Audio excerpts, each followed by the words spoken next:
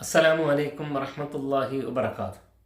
പ്രിയമുള്ളവരെ, ഒരുപാട് ഓർമ്മകൾ അയവിറക്കിക്കൊണ്ട് മുഹറം മാസത്തിലൂടെ സഞ്ചരിക്കുകയാണ് നമ്മൾ. മുസ്തഫ റസൂലുള്ളാഹി സല്ലല്ലാഹു അലൈഹി വസല്ലമിൻ്റെ ഒരു പ്രഖ്യാപനമുണ്ട്. അഫ്ളൽ സിയാമി ബഅദ റമദാൻ ഷഹ്റുല്ലാഹിൽ മുഹറം. റമദാനിന് ശേഷമുള്ള ഏറ്റവും ശ്രേഷ്ഠകരമായ നോമ്പുള്ളത് മുഹറം മാസത്തിലെ നോമ്പാണ് എന്ന് നബി സല്ലല്ലാഹു അലൈഹി വസല്ലം ലക്ഷ്യമാക്കിയത് ആശുറ നോമ്പിനെ കുറിച്ച് കൂടിയാണ്. നബി സല്ലല്ലാഹു അലൈഹി വസല്ലം മക്കത്തായിരുന്നപ്പോഴും ഒരു നിർബന്ധ സ്വഭാവത്തിൽ ഈ നോമ്പനുഷ്ഠിക്കാറുണ്ടായിരുന്നു. കാരണം അവിടെ ഇബ്രാഹിമി മദ്ഹബിലാണ് മക്ക നിവാസികളായ ആളുകൾ ജീവിച്ചിരുന്നത്.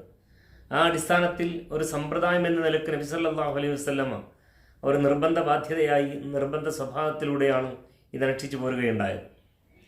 ഹിജറയ്ക്ക് ശേഷം മദീനയിലെത്തിയപ്പോൾ അവിടെ യഹൂദരായ ആളുകളും ഈ നോമ്പനുഷ്ഠിക്കുന്ന നബിയുടെ ശ്രദ്ധയിൽപ്പെട്ടപ്പോൾ നബി അവരുടെ നോമ്പനുഷ്ഠാനത്തിൻ്റെ കാര്യം എന്താണെന്നൊക്കെ നബിക്കറിയാം. എങ്കിൽ കൂടിയും അവർ തമ്മിൽ ചില കാര്യങ്ങളിൽ ഇണക്കത്തിലും ബന്ധത്തിലുമാണുള്ളത് എന്ന് ബോധ്യപ്പെടുത്തുക എന്ന ലക്ഷ്യത്തിൽ നബി സല്ലല്ലാഹു അലൈഹി വസല്ലം അവരോട് ചോദിക്കുകയുണ്ടായി, എന്തടിസ്ഥാനത്തിലാണ് നിങ്ങൾ ഈ ദിവസം നോമ്പനുഷ്ഠിക്കുന്നത് എന്ന്.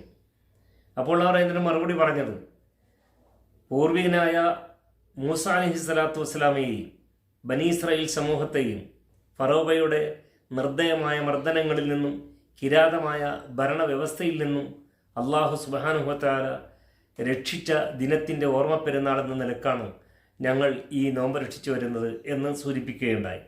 അപ്പോൾ നബി സല്ലല്ലാഹു അലൈഹി വസല്ലം പറഞ്ഞത്, മൂസയോട് ഏറ്റവും അവകാശപ്പെട്ടവനും അടുത്തവനും ഞാനും ഈ നോമ്പ് രക്ഷിക്കുകയാണ് എന്ന് നബി പ്രഖ്യാപനം ചെയ്യുകയും ചെയ്തു. നബി സല്ലല്ലാഹു അലൈഹി വസല്ലമയുടെ സഹാബിവര്യന്മാർ ചോദിക്കുന്നുണ്ട്, ഈ നോമ്പിൻ്റെ സവിശേഷതയും ഗുണവും എന്ത് എന്ന്.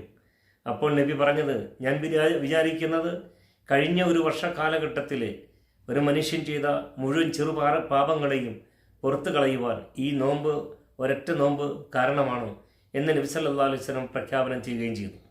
സഹാബിവര്യന്മാർ പിന്നീടൊരു സന്ദർഭം നബിയോട് പറയുന്നുണ്ട്, നബിയെ, നമ്മളും യഹൂദരായവരും ഒരേ രൂപത്തിലും ഒരേ ദിവസത്തിലുമാണ് ഈ നോമ്പനുഷ്ഠിക്കുന്നത്.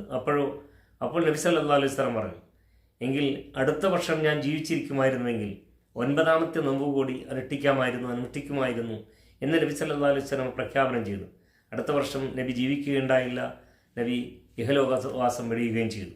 അപ്പോൾ പ്രിയമുള്ളവരെ, നബി സല്ലല്ലാഹു അലൈഹി വസല്ലമയുടെ ഒരു ആഗ്രഹം നബി ബാക്കി വെച്ചിട്ടാണ് പോയത്. ആ ആഗ്രഹം നിറവേറ്റുക എന്നത് നമ്മുടെയൊക്കെ ഉത്തരവാദിത്തമാണ്.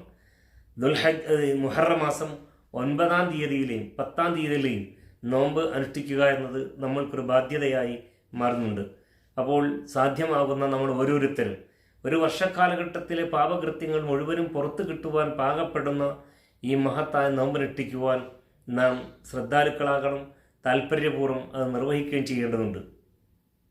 എന്നാണ് നോമ്പ്, എപ്പോഴാണ് നോമ്പ് എന്ന കാര്യങ്ങളൊക്കെ അറിയാനും മറ്റും ഒരുപാട് സംവിധാനങ്ങളും സാഹചര്യങ്ങളും ഇന്നത്തെ സാഹചര്യത്തിൽ ലഭ്യമാണ്.